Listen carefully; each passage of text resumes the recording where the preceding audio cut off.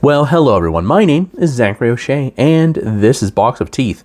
I have a very sinister, strange little monster for Dungeons & Dragons for you right now. Here in May, we're covering a specific antagonist and his minions for a horror-themed Dungeons & Dragons game, who is the Groom. The Groom is basically a riff on Frankenstein's monster, but he wasn't the first one made. Instead, that is the Relic, who is female, wanted a life partner and thus created the Groom.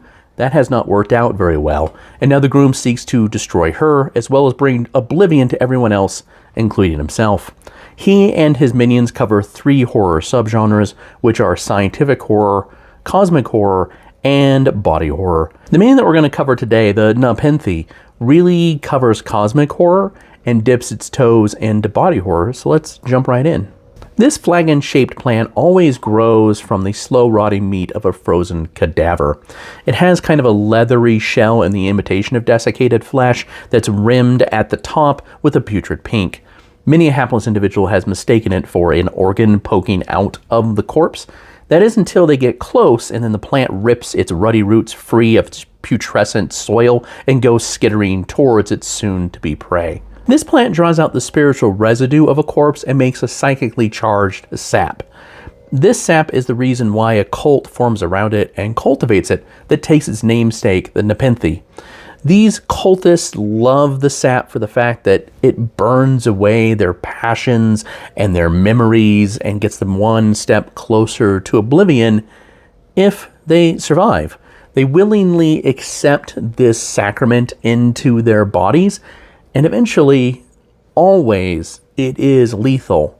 But the cult is completely okay with that because they feel it gets them one more step to the avatar of oblivion that they envision, which is the Groom, and in death they become something better to serve his aims. Alright, let's go ahead and take a look at the Nepethene's statistics for Dungeons & Dragons 5th edition. The Nepethne is a challenge rating 1/2 small plant that is unaligned. It's got hit points and armor class you expect for a creature of its challenge rating to have. It does have damage immunity to acid and cold, but on the flip side it is vulnerable to fire damage. It does have some condition immunities. It also has blind sight, but is blind beyond. Ability wise, it has death burst, so when it is destroyed it spreads psychic goo everywhere that does a little bit of psychic damage. It also has innate spellcasting of animal friendship and charm person. Attack-wise, it has spit acid, which is exactly what it says on the box, does a little bit of acid, and some psychic damage. Its big threat comes from Obliviate Draught. On a recharge of 6, it can compel a creature that is charmed to drink from its pitcher-shaped body, though a willing creature can do this at any time. The creature must succeed on a DC 12 Constitution save, or they take a not insignificant amount of psychic damage for the Nepethene's challenge rating. If they succeed, their memories are burned away, they feel that their burdens are lifted, and their sorrows are in distant memory for the next 24 hours. If they fail, and they're reduced to 0 hit points, well, if it's a willing creature, there's a 5% chance that they will rise as a lathe the next sunset, which is a type of undead we're going to cover here pretty soon for the Groom's minions. If it's a charmed creature who's reduced to 0 hit points and then recovers, they suffer from the lathe curse for the next hour. If a charmed creature just straight up dies and doesn't recover, they develop a new Nepethne plant within 1 to 4 days. It sprouts from their body. The Nepethne is a building block that the rest of the cult that the Groom has around him, as well as some of its other minions, build off of, so I'm glad that I could share this first little step with you. It is a reference to the Lotus Eaters back in the Odyssey.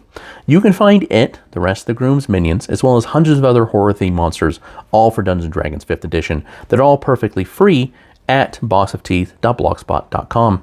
If you're more interested in the non-Dungeons & Dragons horror-related projects that I have, or the horror fiction that I write that includes Grease Paint right here, Got a Killer Clown. Book 2 will be out sometime this summer, so stay tuned. You can always go to www.zacharyoshea.com. As always, I thank you for your time and your attention, and have a wonderful rest of the day.